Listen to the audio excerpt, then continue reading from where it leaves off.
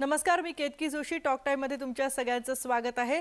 एका अत्यंत महत्त्वाच्या विषयावर आज आपण बोलणार आहोत आणि हा विषय आहे रशियात MBBS आणि भारताच्या नेक्स्टची तयारी। आणि याबद्दल मार्गदर्शन करण्यासाठी आपल्या सोबत असणार आहेत डॉक्टर अमित कांबळे। डॉक्टर कांबळे यांची आपण ओळख करून घेऊयात। डॉक्टर अमित कांबळे हे AK एज्युकेशनल कन्सल्टंट्सचे डायरेक्टर तसंच इमॅन्युअल कांत बाल्टिक फेडरल युनिव्हर्सिटीच्या कुलगुरूंचे विशेष सल्लागार आहेत। वोल्गोग्राड मेडिकल युनिव्हर्सिटीमध्ये त्यांनी शिक्षण घेतले। मिनिस्ट्री ऑफ हेल्थ रशियन फेडरेशनचे युनिव्हर्सिटीचे ते प्रतिनिधित्व करतात। ही कंपनी रशियन सरकारसोबत 20 वर्षांपासून 12 वैद्यकीय विद्यापीठांसोबत संलग्न आहे। तब्बल 1100हून अधिक विद्यार्थ्यांना त्यांनी प्रवेश मिळवून दिलाय आणि 350हून अधिक विद्यार्थी भारतात यशस्वीरित्या व्यवसाय करतात। तब्बल 39 राष्ट्रांमध्ये त्यांनी जागतिक विद्यापीठांमध्ये जसं की केम्ब्रिज UKचं केम्ब्रिज, त्याचप्रमाणे येल आणि स्टॅनफोर्ड USA मधलं, डिकन आणि मेलबर्न ऑस्ट्रेलियामधलं आणि इस्रायलमधल्या तेल अविव युनिव्हर्सिटी सारख्या विद्यापीठांमध्ये भेट दिली आहे। माजी राष्ट्रपती प्रतिभाताई पाटील यांच्या हस्ते त्यांचा प्रवेश प्रक्रिया विद्यार्थ्यांचं मनोबल खंबीर करण्यासाठी आणि असाधारण सामाजिक कार्यासाठी सत्कार झालाय। बेस्ट एज्युकेशनल कन्सल्टंट्स इन इंडियाचा पुरस्कारही त्यांना सुपर 30च्या आनंद कुमार यांच्या हस्ते प्रदान करण्यात आलाय। समाजातल्या विद्यार्थ्यांना घडवण्याच्या प्रयत्नांसाठी बाबासाहेब पुरंदरे यांच्या हस्ते डॉक्टर कांबळे यांना पुरस्कार प्रदान करण्यात आलाय। 2020 मध्ये रमेश सिप्पी यांच्या हस्ते दादासाहेब फाळके इंटरनॅशनल अवॉर्डने त्यांना सन्मानित करण्यात आले। तसंच 2017 मध्ये रशियन सरकारने देखील त्यांचा गौरव करून त्यांना लेटर ऑफ ग्रॅटिट्यूड याने सन्मानित केले। डॉक्टर कांबळे यांच्या सोबत आज आपल्याबरोबर रशियातल्या इमॅन्युअल कांत बाल्टिक फेडरल युनिव्हर्सिटीचे काही डेलिगेट्स सुद्धा सहभागी होणार आहेत। कोण सहभागी होणार आहेत त्यांची नावं आपण बघूयात। एकतारिना शिलोवा या इंडियन स्टुडंट स्पेशलिस्ट आहेत इमॅन्युअल कांत बाल्टिक फेडरल युनिव्हर्सिटीच्या। नतालिया मॅडम आहेत ज्या या इमॅन्युअल कांत बाल्टिक फेडरल युनिव्हर्सिटीच्या हेड ऑफ इंटरनॅशनल डिपार्टमेंट आहेत। आणि वेलिओत्ता या इंडियन स्टुडंट क्युरेटर आहेत इमॅन्युअल कांत बाल्टिक फेडरल युनिव्हर्सिटीच्या। या सगळ्यांचं आपण स्वागत करूयात। आणि पहिला प्रश्न आहे डॉक्टर अमित कांबळे यांना। डॉक्टर, रशियामध्ये कोणत्या प्रकारची विद्यापीठे आहेत आणि फेडरल युनिव्हर्सिटी आणि स्टेट युनिव्हर्सिटीमध्ये नेमका काय फरक आहे? रशियामध्ये मॅडम प्रामुख्याने स्टेट आणि फेडरल अशा दोन टाईपच्या युनिव्हर्सिटीज आहेत। स्टेट युनिव्हर्सिटीज ज्या आहेत ह्या रशियामध्ये 870हून अधिक आहेत, मात्र फेडरल युनिव्हर्सिटीज फक्त 10 आहेत। स्टेट युनिव्हर्सिटीज ह्या राज्य सरकारच्या अंतर्गत आहेत आणि फेडरल युनिव्हर्सिटीज ह्या फेडरल ऑटोनॉमस गव्हर्नमेंटच्या अंतर्गत असतात। महत्त्वाचं जर बघितलं तर फेडरल युनिव्हर्सिटीचा इन्फ्रास्ट्रक्चर केंद्राच्या अधीन असल्या कारणाने भक्कम असतो, टीचर्स चांगले असतात आणि हॉस्टेल्स हे विद्यार्थ्यांना इथं मिळू शकतात। स्टेटमध्ये कसं असतं की इन्फ्रास्ट्रक्चर तिथं थोडं कमी असतो आणि सबसिडी ही फेडरल आणि स्टेटला मिळत असती, मात्र केंद्राला जी मिळणारी सबसिडी असती ती जास्त असल्या कारणाने तिथला इन्फ्रास्ट्रक्चर फेडरलमध्ये जास्त आहे। इकडची सबसिडी जरी स्टेटमध्ये विद्यार्थ्यांच्या फीजमधून कव्हर केली जाते, त्यांचा इन्फ्रास्ट्रक्चर किंवा टीचर्सचे पगार। त्याच्यानंतर फेडरल युनिव्हर्सिटीमध्ये सिलेक्शन जो पॅटर्न आहे हे ॲप्टिट्यूड टेस्ट देऊनच हे विद्यार्थी सिलेक्ट होतात, म्हणजे फक्त ॲप्लिकेशन केल्याने ॲडमिशन झालं असं होणं शक्य नाही आहे। स्टेटमध्ये कसं होतं, फर्स्ट कम फर्स्ट सेव्ह बेसिसवर ते ॲडमिशन्स तिथं करत असतात। शिवाय फेडरल युनिव्हर्सिटीज हे भारत सरकार मान्यता प्राप्त आहेत आणि वर्ल्ड हेल्थ ऑर्गनायझेशन मान्यता प्राप्त आहेत। रशियाची कोणतीही स्टेट मेडिकल युनिव्हर्सिटी हे QS रँकिंग्स QS ब्रिक रँकिंग्समध्ये लिस्टेड नाही आहे, हे लक्षात घेण्याची गरज आहे। आणि एका फेडरल युनिव्हर्सिटीमधून पासआउट झाल्यानंतर तिथून पुढचा जो रोजगार आहे आणि त्या डिग्रीला जी व्हॅल्यू असणार आहे ती स्टेटपेक्षा नक्कीच अधिक असणार आहे। Next question is where is Kaliningrad location in European Russia? Kaliningrad is located in the heart of Europe, on the shore of the Baltic Sea. Unique geography, preserved nature, and modern infrastructure make the region the best place for study. Current situation in the world creates some obstacles for our students to get to the Kaliningrad region, but we do hope and expect the situation to get better soon, and when the borders are open again, students will be able to travel here by airplane. आणि याचा पुढचा प्रश्न मला doctor Kamble यांना विचारायचा आहे। Doctor IKBFU university Bharat सरकार मान्यता प्राप्त आहे का? हो, Immanuel Kant Baltic Federal University ही भारत सरकार मान्यताप्राप्त आहे, ज्याची माहिती आपण www.mciindia.org या वेबसाईटवर घेऊ शकतो. डॉक्टर पुढचा प्रश्न म्हणजे या युनिव्हर्सिटीमध्ये मेरिट स्कॉलरशिप आहेत का? नक्कीच. विद्यापीठाची अशी काही वेगळी स्कॉलरशिप नाही आहे. मात्र EKAC एक मेरिट स्कॉलरशिप अकॅडमिक परफॉर्मन्स आणि अटेंडन्स क्लासेस आणि लेक्चरच्या बेसिसवर एक स्कॉलरशिप डिझाईन केलेली आहे भारतीय विद्यार्थ्यांसाठी, जी सेकंड इयरपासून लागू होते. आणि ह्याची संपूर्ण माहिती आपण www.akec.in या वेबसाईटवर घेऊ शकतो. My next question is for Natalia, ma'am. Ma'am, what are the European student exchange programs for Indian students in Germany and Europe? Thanks to its geographical location, Immanuel Kant Baltic Federal University has managed to establish a wide international cooperation network, consequently offering its students a wide range of possibilities to go abroad during the period of their studies at the university. At the moment, the university is working hard to organize mobility to educational institutions of Germany and Poland, designed specifically for the students from India, to give them a chance to learn about the best practices and approaches in European healthcare. पुढचा प्रश्न आहे doctor प्रवेशाबद्दल. या युनिव्हर्सिटीमध्ये प्रवेशासाठी पात्रता निकष काय आहेत? सर्व भारतीय विद्यार्थी हे 12वी पास सायन्स स्ट्रीम मधून फिजिक्स, केमिस्ट्री, बायोलॉजीमध्ये त्यांना 50 मार्क असणं आवश्यक आहे. शिवाय सर्व विद्यार्थी हे नीट क्वालिफाईड असणं गरजेचं आहे. परदेशात शिक्षण घ्यायचं आहे म्हणजे राहण्याच्या सोयीबद्दलचा प्रश्न आला. डॉक्टर, विद्यार्थ्यांसाठी इथे राहण्याची सोय कशी आहे? तिथे सरकारी वसतिगृह आहे का? नक्कीच. इमॅन्युअल कांत बाल्टिक फेडरल युनिव्हर्सिटीमध्ये 7हून अधिक डॉर्मेटरीज आहेत, जिथं भारतीय विद्यार्थी मुलं आणि मुली यांचे सेपरेट डॉर्मेटरीज आहेत. कम्फर्टेबल 2 आणि 3 सिटिंग रूम्स आहेत, वायफाय इक्विप्ड आहेत, अटॅच्ड किचन्स आहेत, जिथं विद्यार्थी आपलं स्वतःचं जेवण देखील बनवू शकतात. त्याचप्रमाणे क्लीन टॉयलेट्स आहेत. त्याचप्रमाणे रीडिंग रूम्स विद्यार्थ्यांना आहेत, रिक्रिएशन रूम्स आहेत. कॅम्पसमध्ये स्विमिंग पूल्स आहेत, त्याचा ॲक्सेस देखील विद्यार्थ्यांना तिथं असणार आहे. सिक्युरिटी या कॅम्पसमध्ये अतिशय भक्कम आहे. 24/7 सिक्युरिटी गार्ड्स आहेत आणि हा पूर्ण प्रिमायसेस जो आहे तो फार क्लोजली मॉनिटर केला जातो. या कोविडच्या पार्श्वभूमीवर मी आपल्या माध्यमातून सर्व पालकांना आणि विद्यार्थ्यांना सांगू इच्छितो की जर एखाद्या विद्यापीठांमध्ये जर स्वतःचे गव्हर्नमेंट हॉस्टेल्स नसले आणि एजंट्सनी काही केलेले हॉस्टेल्स असतील किंवा फ्लॅट्समध्ये, अपार्टमेंट्समध्ये राहायची जर वेळ असेल तर हे कृपया आपण टाळा. कारण आपण त्या कंट्रीमध्ये फॉरेनर असणार आहोत आणि जरी तिकडच्या सोयी चांगल्या असल्या मात्र आपले नेबर्स कोण आहेत, आपल्या आजूबाजूचा परिसर कोणता आहे, सिक्युर्ड आहे का नाही, हा नक्कीच एक प्रश्न असणार आहे. आणि त्याच्यामुळं गव्हर्नमेंट हॉस्टेल्स मध्ये आपण राहणं आपल्यासाठी खूप सेफ असणार आहे या पार्श्वभूमीवर. आज आपण बोलतोय रशियातल्या MBBS आणि भारताच्या नेटची तयारी या विषयावर. डॉक्टर अमित कांबळे आपल्याला मार्गदर्शन करतायत आणि आपण आणखी त्यांच्याकडून जाणून घेणार आहोत. पण इथे वेळ झाली एका ब्रेकची. पाहत रहा टॉक टाइम.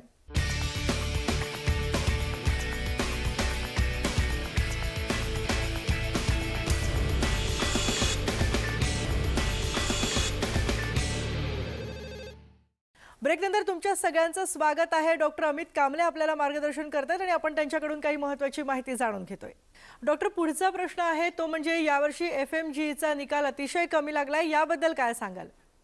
नक्कीच फार चिंतेची ही गोष्ट आहे आणि आपण लक्षात घ्यायला पाहिजे की ही FMG देखील कोविडच्या पार्श्वभूमीवर झालेली आहे. FMG ही परीक्षा जी सर्व फॉरेनचे विद्यार्थी जेव्हा इंडियात येतात त्यांना ही परीक्षा देणं गरजेचं आहे आणि 2 वेळेस म्हणजे जून आणि डिसेंबरमध्ये ही एक्झाम कंडक्ट केली जाते. आणि प्रॉब्लेम ह्याचा असा आहे की हा पर्सेंटेज सिस्टमनी 50% मार्क विद्यार्थ्यांना यांना अपेक्षित आहे आणि पास आणि फेल असे कॅटेगरीज आहेत. जर ह्याचं कंपॅरिझन आपण नीट बरोबर केलं तर कसं होतं, नीटमध्ये लाखो विद्यार्थी बसतात मात्र त्यांचं कॅल्क्युलेशन जे आहे पर्सेंटाईलवर आहे. म्हणून देखील कसं तिथं क्वालिफाईड आणि अनक्वालिफाईड असे क्रायटेरिया असतात आणि हे लक्षात घेण्याची गरज आहे की MBBSचा हा सिलेबस वास्ट आहे, डिफिकल्ट आहे, खूप वाचन करावं लागतं आणि सर्व हे जे एक्झाम्स असतात MBBSचे हे जनरली प्रॅक्टिकल्स असतात, थिअरी असते आणि वायवाज असतात. हे इथंही तसंच आहे, रशियामध्ये ही तसंच आहे. मात्र MCQचा हा जो पॅटर्न आहे, हा काही करून घेतला जात नाही, अगदी इथं असू देत किंवा रशियामध्ये. म्हणून सर्व विद्यार्थ्यांना तो पॅटर्न अडॅप्ट करण्यासाठी थोडासा वेळ लागतो. म्हणूनच ह्याची आम्ही प्रिपरेशन जी इमॅन्युअल कांत बाल्टिक फेडरल युनिव्हर्सिटीमध्ये पहिल्या वर्षापासूनच करून घेत आहोत. डॉक्टर, काही एजंट्स असं सांगतात की आमच्या विद्यापीठाचे अभ्यासक्रम पूर्ण झाल्यावर ही परीक्षा देणं सोपं होतं. याबद्दल तुम्ही काय सांगाल? नाही, ऑलरेडी जसं मी सांगितलं की आम्ही फक्त फेडरल बरोबरच काम करतो असं नाही. स्टेट युनिव्हर्सिटीज मध्ये देखील आमचे विद्यार्थी शिकत आहेत. मात्र हे लक्षात ठेवण्याची गरज आहे की एक पळवाट आहे आणि मी आपल्या माध्यमातून आपल्या पालकांना आणि विद्यार्थ्यांना सांगू इच्छितो की नॅशनल एक्झिट टेस्ट ही अवघड असणार आहे. ह्याची कॉम्पिटिटिव्ह लेवल थोडी अवघड असणार आहे. कारण हे फक्त फॉरेन ग्रॅज्युएट्स देणार नाहीत, तर भारताचे जेही MBBS जे मेरिटमधून ॲडमिशन घेतलेले आहेत, त्यांना देखील ही परीक्षेला सामोरं जावं लागणार आहे. म्हणजे ह्याची कॉम्पिटिटिव्ह लेवल अधिक असणार आहे, कारण कदाचित PGचे निकष देखील ह्याच एक्झाम वर अवलंबून असणार आहेत. म्हणून ज्या विद्यापीठामध्ये नेक्स्टची तयारी करून घेतली जाते, अशाच विद्यापीठात आपण निवडावं. मात्र जेवण किंवा माझा फ्रेंड तिथं आहे, मला बाकीच्यांकडून ही माहिती मिळालेली आहे, म्हणून माहिती व्यवस्थित गॅदर करणं देखील तितकंच महत्त्वाचं आहे. सर, पुढचा प्रश्न तयारीबद्दलचा आहे. नेक्स्टची तयारी सुद्धा AKEC कडून कशा प्रकारे तयार करून घेतली जाते याबद्दल सांगा.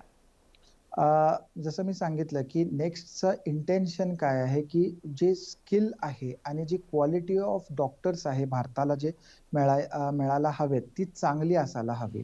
आणि इमॅन्युअल कांत बाल्टिक फेडरल युनिव्हर्सिटीमध्ये आम्ही विद्यापीठाला अगदी हेच सांगितलेलं आहे की तुमचं क्वालिटेटिव्ह ट्रेनिंग आहेच, मात्र त्यांना आम्ही विश्वासात घेतलं की नेक्स्टची प्रिपरेशन देखील आपल्या विद्यार्थ्यांना करण्याची खूप गरज आहे आणि सकारात्मक रित्या त्यांनी देखील आम्हाला त्याचा ह्या निर्णयाचं स्वागत केलेलं आहे. आम्ही काय केलेलं आहे हे करण्यासाठी की त्यांचा सिलेबस कव्हर करता करता इकडचे जे नेक्स्टचं जे प्री क्लिनिकल असू देत, पॅराक्लिनिकल आणि क्लिनिकल सब्जेक्ट्स हे इंटरलिंक करून विद्यार्थ्यांना कॉन्सेप्ट बेस्ड लर्निंग कडे आम्ही नेलेलं आहे, ज्याच्यामुळं ते जे टीचिंग आहे ते कॉम्प्रिव्हेंड करू शकतात. व्हर्टिकली आणि हॉरिझॉन्टली पॅरामीटर्स ते डिस्टिंग्विश करू शकतात. अर्ली प्रिपरेशन आम्ही विद्यार्थ्यांचं करत आहोत, ज्याच्यामुळं एक चांगला सराव त्यांना मिळेल 6 वर्षामध्ये.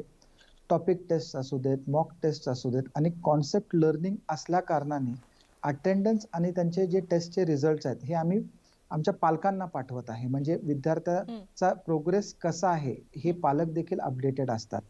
दुसरं एक महत्त्वाचं ह्याच्यात फार भाग असतो की ह्या परीक्षांची भीती असते. म्हणून काही एजंट सांगतात की आम्ही इथं पाठवतो MBBS नंतर, तिथं जा, इथं पोस्ट ग्रॅज्युएशन करा आणि विद्यार्थी जनरली किंवा पालक काय करतात की ह्याला पळवाट काढायचे प्रयत्न करतात.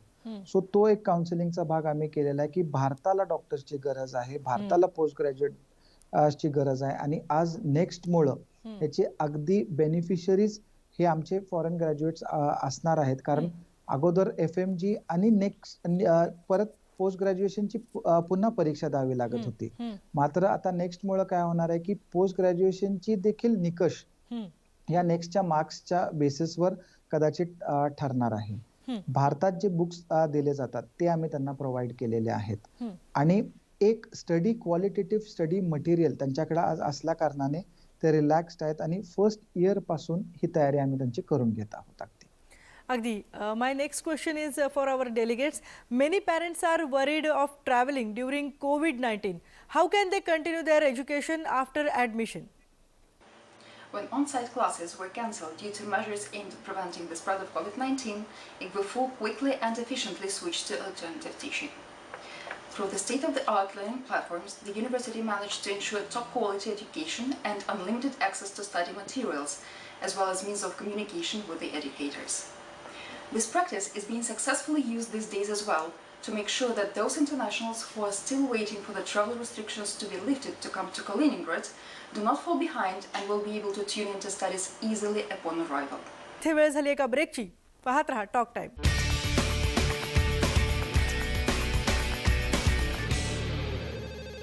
ब्रेकनंतर तुमच्या सगळ्यांचं स्वागत आहे. डॉक्टर अमित कांबळे आपल्याला मार्गदर्शन करतात आणि आपण त्यांच्याकडून काही महत्त्वाची माहिती जाणून घेतोय. डॉक्टर, पुढचा प्रश्न तुम्हाला आहे. MBBS मध्ये लक्षात ठेवणं खूप गरजेचं आहे, पण मग कन्सेप्ट क्लिअरिंगवर आणि क्लिनिकल अभ्यासक्रम म्हणजे क्लिनिकल सब्जेक्टवर आपण भर का देतो? कारण ह्या वर्षीचा जो FMGचा जे आमच्या मुलांचा फीडबॅक होता, क्लिनिकल क्वेश्चन्स तिथं जास्त होते. जनरली काय होतं, आपले जे भारतीय विद्यार्थी आहेत त्यांना पाठांतराची सवय असते किंवा अगदी परीक्षा तोंडावर आली तर जास्ती प्रिपरेशन चालू करतात आणि फार स्पून फेड असतं. म्हणजे नोट्स असू देत किंवा बऱ्याचशा गोष्टी जर त्यांना रेडीमेड मिळाल्या तर त्याच्यावर ते करू शकतात. मात्र त्याच्यामुळे काय होतं, एक ब्लॉक निर्माण होतो जो एक्सपांड आणि एक्सप्लोर करणं खूप डिफिकल्ट असतं. आणि MBBS म्हणजे प्रचंड वाचन आलं आणि जे अगोदर वाचलेलं आहे ते लक्षात ठेवायला पाहिजे आणि नंतर वाचतच राहावं लागतं. सो आम्ही आता काय केलेलं आहे की आमची जी फॅकल्टी आहे जे ह्याच्यावर काम करत आहे, की जे अगोदर वाचलेलं आहे आणि आत्ता वाचत जे आहोत ते इंटरलिंक कसं करू शकतो आणि तो जो गॅप आहे तो कमी करायचा आम्ही प्रयत्न करत आहोत. कारण विद्यार्थ्यांना जनरली काय वाटतं, ह्याची आम्हाला काय गरज आहे. MBBS मध्ये सगळंच गरजेचं असतं आणि त्याच्यामुळं एक महत्वाचं हे काय की कॉन्सेप्ट फक्त टीचरच क्लिअर करू शकत नाहीत, तर कॉन्सेप्ट जे आहेत हे विद्यार्थ्यांना पण स्वतः समजून घेण्याची गरज असते. शिवाय स्टडी ग्रुप्स आम्ही त्यांच्या ऑर्गनाइज केलेले आहेत, ज्याच्यामुळं विद्यार्थ्यांना त्याचा नक्कीच फायदा होणार आहे. अगदी. डॉक्टर, कंपॅरिझन बद्दल तुम्ही बोलता नेहमी. कंपॅरिझन का घातक आहे असं तुम्हाला वाटतं? मॅडम, अगदी एक छोटंसं एक्झाम्पल जर द्यायचं म्हणलं की शाळेमध्ये कसं असतं की जर एखाद्या विद्यार्थ्याला कमी मार्क मिळाले तर टीचर काय म्हणते की बाबा इम्प्रूव्ह कर आणि बेटर मार्क्स नेक्स्ट टाइम तुला यायला हवेत. मात्र ज्याला चांगले मार्क असतात त्यांना काय केलं जातं, ऍप्रिशिएट केलं जातं. तसंच घरात पण असतं की अगदी मनापासून पालक सांगत असतात की चांगले मार्क आले तर शाबासकी मिळते आणि कमी मार्क जर आले तर काय कर, बेटर हो, नेक्स्ट म्हणजे इम्प्रूव्ह कर.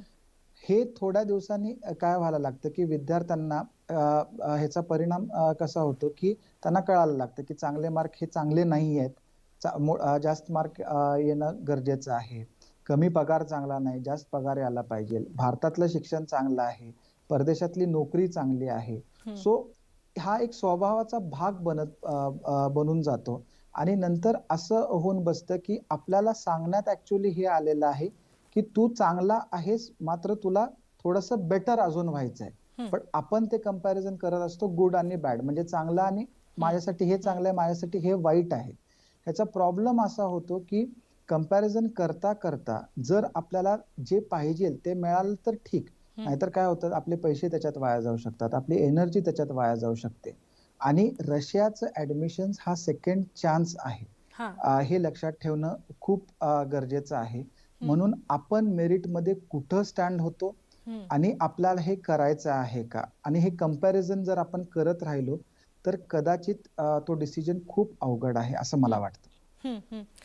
डॉक्टर, पुढचे प्रश्न आहेत ते म्हणजे एकतर प्रवेश प्रक्रिया कशी आहे आणि दुसरा अगदी महत्त्वाचा मुद्दा आहे तो म्हणजे वार्षिक खर्च काय आहे? नक्कीच. कोविडच्या ह्याच्यात आम्हाला देखील माहित आहे की बरेचसे सॅलरी कट झालेले आहेत. बँका आता लोन देणं विद्यार्थ्यांना थोडंसं अवघड झालेलं आहे.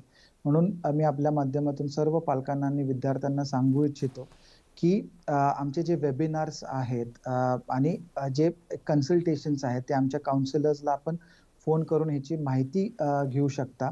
ऑफकोर्स कोविडमुळं आपलं वर्ष वाया जाणार नाही ह्याची सर्व खबरदारी विद्यापीठाने घेतलेली आहेत आणि ती आमचे काउन्सिलर्स तुम्हाला नक्की व्यवस्थित पद्धतीने सांगतील. अगदी. डॉक्टर, खूप महत्त्वाचे मुद्दे, खूप महत्त्वाची माहिती तुम्ही सांगितलीत. रशियातलं MBBS आणि भारताच्या नेक्स्टची तयारी हा विषय खरोखर खूप महत्त्वाचा आहे सध्या आणि याबद्दल तुम्ही खूप चांगलं मार्गदर्शन केलं. याबद्दल खूप खूप धन्यवाद. Thank you.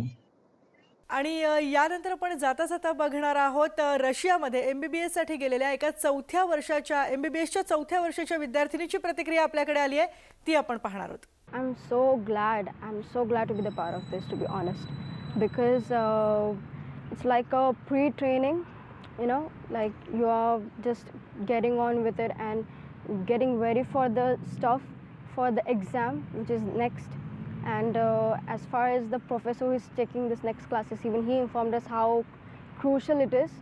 So I'm very lucky to be a part of this, and AKC is doing amazing job, really amazing job. In fact, this everything stuff like anatomy and other medical subjects, we really need revision for this, because this has to be remembered for the long time. We have to like save people's life out there. So then there should be no compromise and carelessness in this. So यानंतर आज या talk time मध्ये आपण इथेच थांबतोय. पुन्हा भेटणार आहोत नवीन विषयासह.